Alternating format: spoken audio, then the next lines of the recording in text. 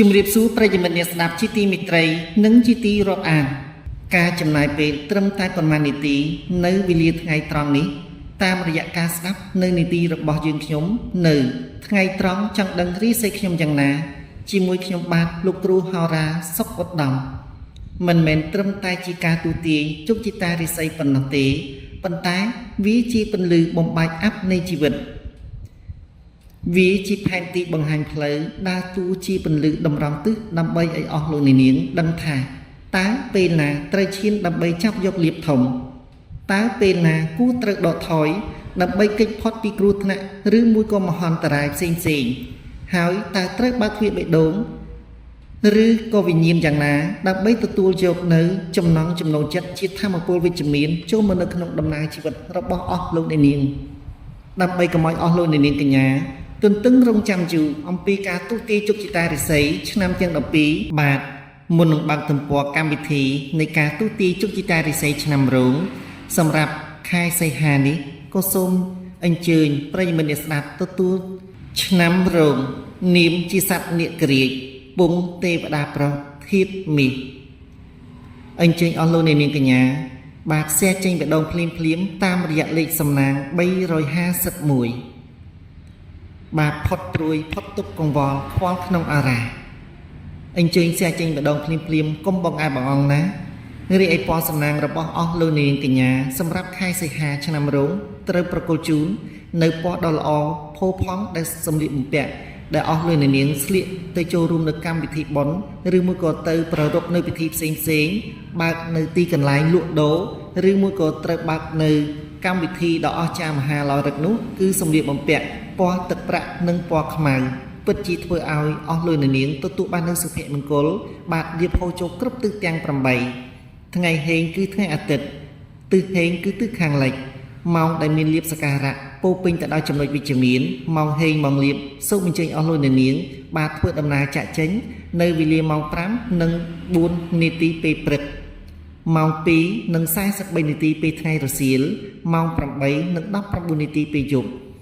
ក្នុងនោះផងដែរចំពោះអស់លោកនាងជាមន្ត្រីរាជការបុគ្គលិកក្រុមហ៊ុនស៊ីវិល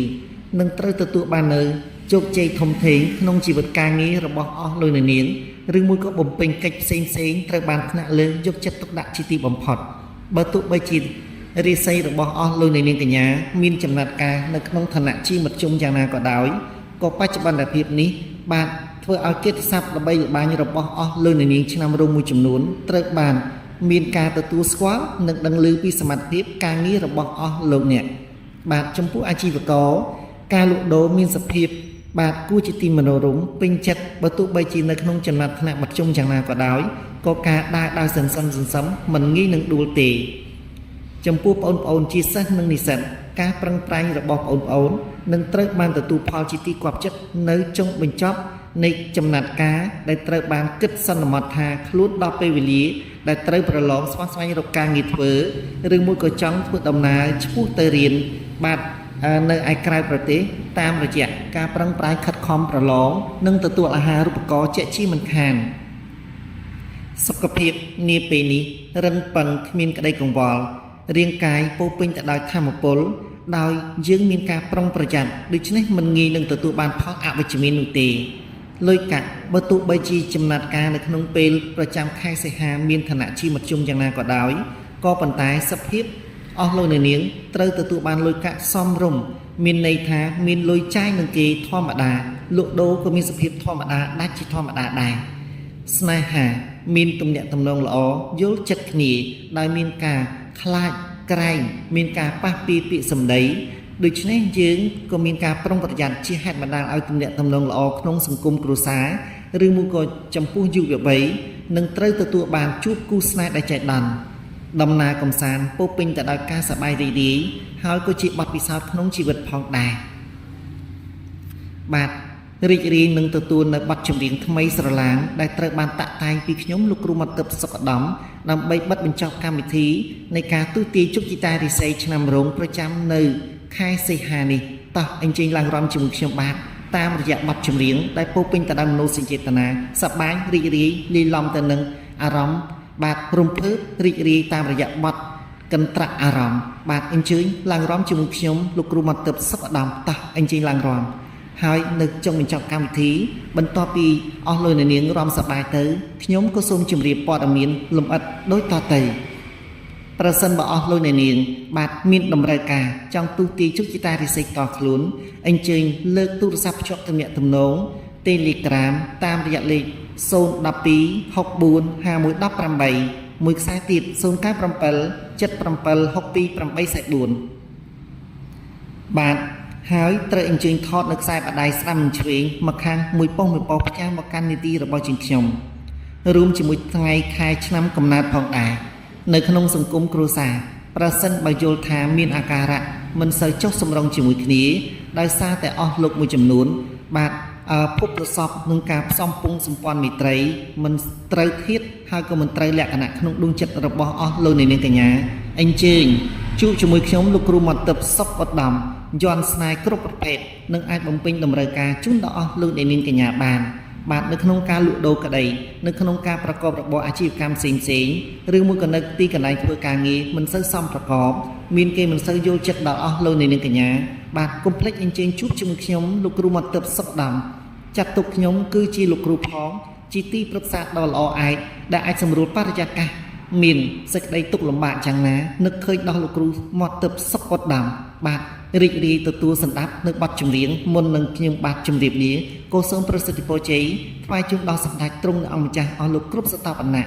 បាទទាំងក្នុងប្រទេសនិងក្រៅប្រទេសសូមជួបប្រទះតែនឹងពុទ្ធពរ4ប្រការគឺអាយុវណ្ណៈសុខៈពលៈគំ3គ្លៀងគ្លៀតបាទទទួលរីករាយឡើងរំកំសាន្តតាមរយៈបទថ្មីដែលត្រូវបានតាក់តែងនិពន្ធដោយខ្ញុំលោកគ្រូមកទិបសុខឧត្តមហើយខ្ញុំបាទក៏សូមជម្រាបលាសូមអរគុណ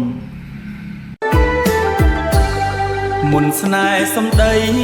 កំឡងហោរាសំលេងសារិកាពីរស់រំដំ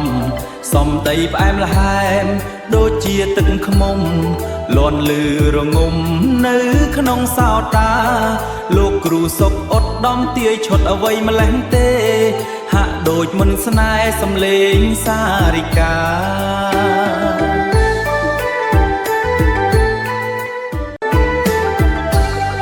មុនស្នេហ៍សំដីកំឡងហោរាសំលេងសារិកាពីរស់រំដំសំដីផ្អែមល្ហែមដូចជាទឹកខ្មុំលន់លឺរងំនៅក្នុងសោតាលោកគ្រូសុខឧត្តមទាយឈុតអ្វីម្លេះទេហាក់ដូចមុនស្នេហ៍សំលេងសារិកា